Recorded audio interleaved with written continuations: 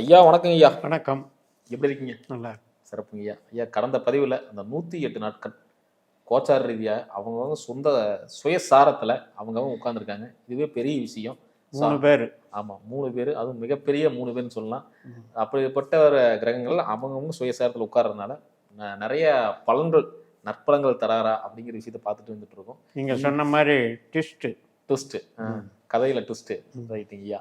இப்போ நம்ம பார்க்கக்கூடிய ராசி தனுசு ராசி. ஸோ தனுசு ராசிக்கு எப்படி இருக்கு அப்படிங்கிறத சொல்லுங்க.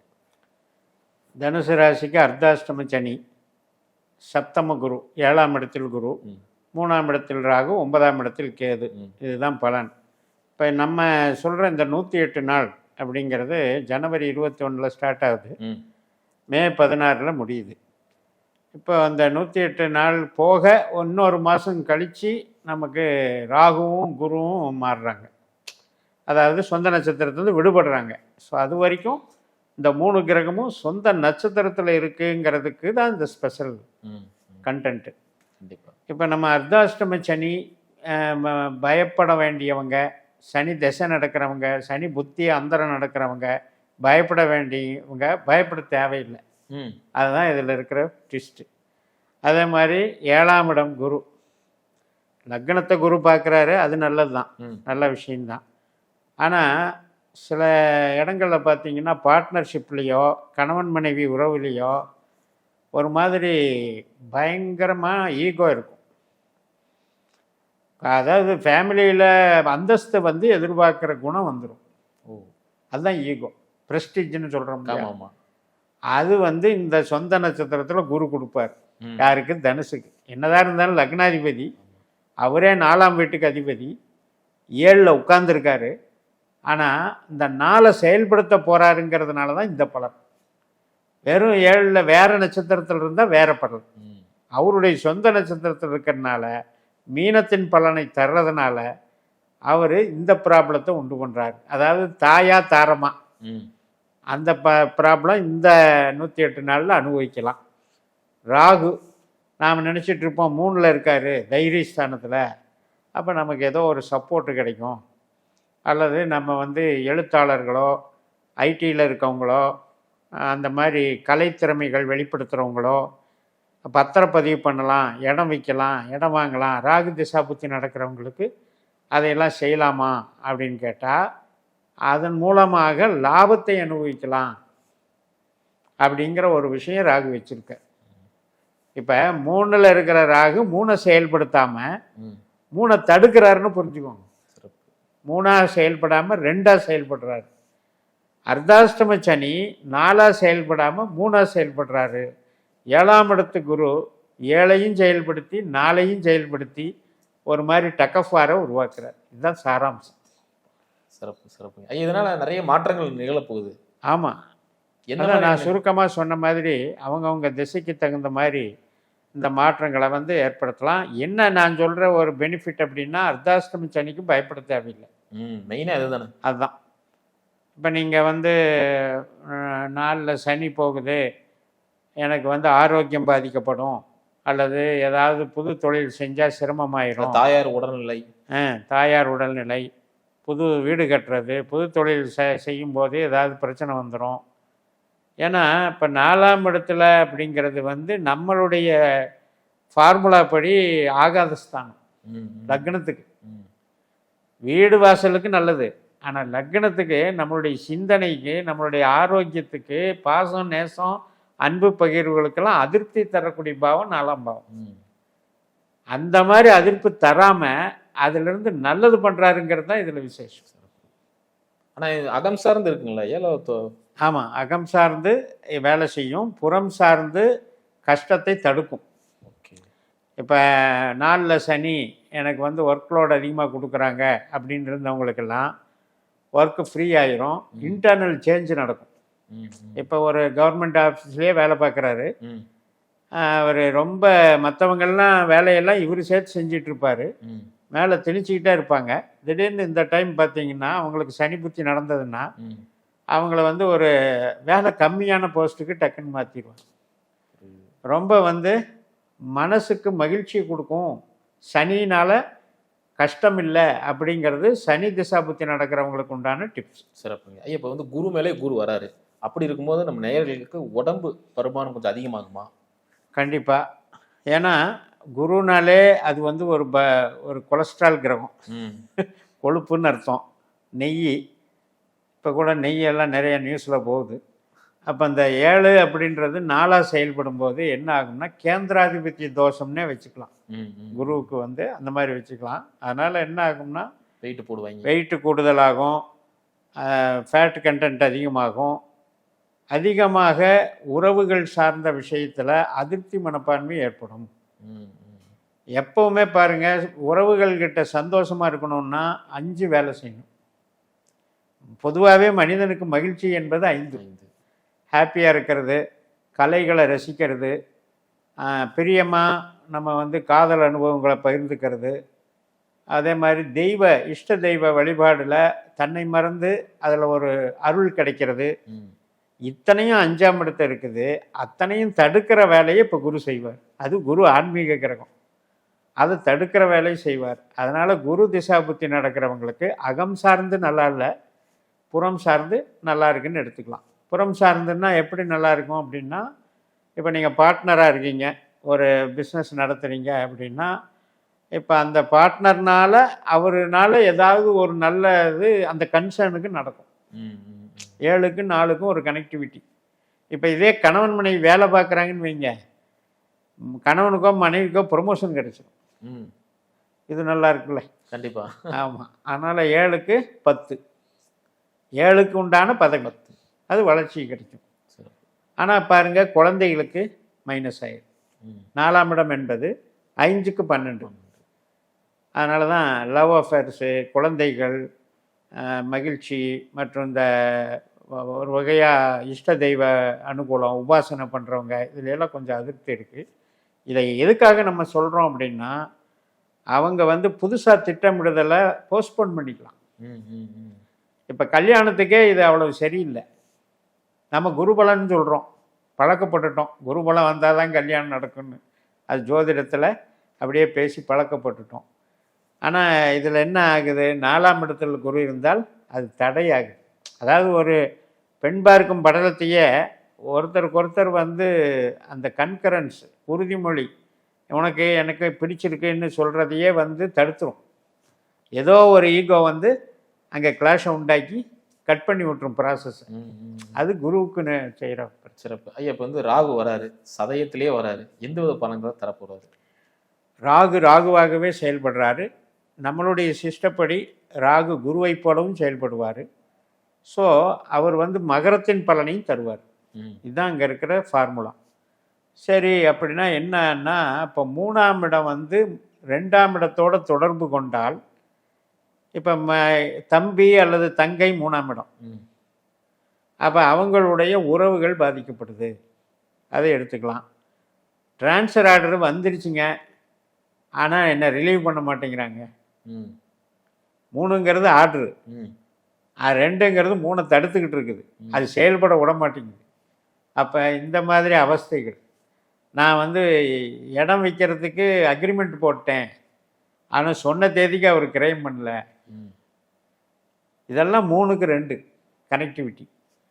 அதே மாதிரி தான் கம்யூனிகேஷன்.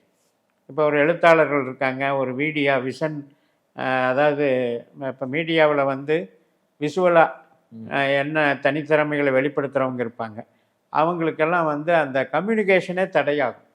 ஒரு பேட்டி கொடுக்கறதுக்கு ஒருத்தர் ஒத்துக்கிறாரு, அது வந்து அந்த காரியம் நடக்கலைன்னா தடை தானே. கண்டிப்பாக. அது மாதிரி என்னெல்லாம் திட்டமிட்டிருக்காங்களோ, கலை சார்ந்த வகையில், அறிவு சார்ந்த வகையில், படிக்கிற வகையில், இதுக்கு எல்லாத்துக்குமே இந்த ராகு திசாபுத்தி நடக்கிறவங்களுக்கு இந்த 108 நாட்களுக்கு தடை. ஐயா, இப்போ இவங்க தனுசு ராசி நேயர்கள் ஒரு முதலீடு பண்ணி இப்போ தொழிலை வந்து விரிவாக்கம் பண்ணலாமா? 10ஆம் இடத்தை குரு பார்க்கிறார். குரு திசை பண்ணுறவங்களுக்கு ஓகே, ராகு திசை பண்ணுறவங்களுக்கு ஓகே, சனி திசை பண்ணுறவங்களுக்கு ஓகே இல்லை. சனி திசையோ புத்தியோ நடத்துகிறவங்களுக்கு அது வந்து இடம் மாறுதலுக்கு வாய்ப்பு இருக்குது. உற்பத்தி சார்ந்த தொழிலில் வந்து அவங்க வேறு ஃபீல்டுக்கு மாறுறதுக்கு வாய்ப்பு இருக்குது. அதனால் சனி திசாபுத்தி நடக்கிறவங்க அந்த மாதிரி தொழில் சார்ந்து உற்பத்தி சார்ந்த துறையில் இருக்கவங்க தவிர்க்கணும். இந்த காலகட்டத்தில் தொடங்கக்கூடாது. பொதுவாகவே அர்த்தாஷ்டம சனி என்பது நமக்கு வந்து ஒரு பெரிய சுமை. 4 சனி 8 12 இந்த 3மே கம்பைன்டு. அப்போ சனி 4 மட்டும் இல்லை, சனியினுடைய நட்சத்திரம் 8லேயும் பூசமாக இருக்குது, 12லேயும் அனுசமாக இருக்குது. அந்த 4 8 12னுடைய வேலையும் அவர் மொத்தமாக செய்வார். ஆனால் என்ன ஒரு வித்தியாசம்னா, நமக்கு கும்பம் 3ஆம் அதிபதி ஆயிடுறதுனால தவறுகள் கெடுதல்கள் தடைபடுகிறது. அது இந்த 108 நாள் தான். கரெக்டாக அந்த மே 16க்கு பிறகு பாருங்கள் ரேவதிக்கு போயிடுவார். ரேவதிக்கு போனால் அது வந்து 7ஆம் பாவம் 10ஆம் பாவம் தான் நமக்கு புதன். அப்போ அந்த புதன் செயல்பாடுகளை சுமையாக அவர் செய்வார். வேலையை கெடுக்க மாட்டார், ஆனால் வேலையில் பெருசாக கொடுத்துட மாட்டார். ஏன்னா சனினாலே என்ன அர்த்தம்னா, நல்லா உழைக்கணும் ஆனால் உனக்கு பணம் கிடையாது. அதான் சனியினுடைய தண்டனை. வேலை இல்லைன்னு சொல்ல மாட்டோம், ஆனால் ப்ரொமோஷன் தர மாட்டோம், கடுமையான உழைப்பை உறிஞ்சிடுவோம். அதுக்கு தான் சனி வந்து ஒவ்வொருத்தர் வாழ்க்கையிலையும், இப்போ நாம் வந்து பாரம்பரிய ஜோதிடத்திலிருந்து விலகி 4ஆம் இடத்தில் சனி வரும் பொழுதும், 8ஆம் இடத்தில் லக்னத்துக்கோ ராசிக்கோ 8ஆம் இடத்தில் சனி வரும் பொழுதும், 12ஆம் இடமான விருச்சிக ராசியில் சனி வரும்போது மட்டும்தான் சனியினுடைய பாதிப்பை உறுதிப்படுத்துகிறோம். வேற எந்த சனியும் நாம் பொருட்படுத்த வேண்டியது இல்லை. சிறப்பு சிறப்பு. அதுவும் சனியினுடைய திசா புத்தி அந்தரம் உள்ளவர்கள் மட்டும் இந்த சனியினுடைய விஷயத்துக்காக பயப்படலாம், மற்றவர்கள் அதை பொருட்படுத்த தேவையில்லை. சிறப்பு சிறப்பு. அவ்வளோதான். இந்த தனுசு ராசி நேயர்களுக்கு ஆரோக்கியம் கடந்த காலத்துலலாம் கொஞ்சம் அப்படி இப்படின்னு ஆயிடுச்சு, சுகர்லாம் வந்துருச்சு அப்படின்லாம் சொல்லக்கூடிய நிறைய பேர் இருக்காங்க.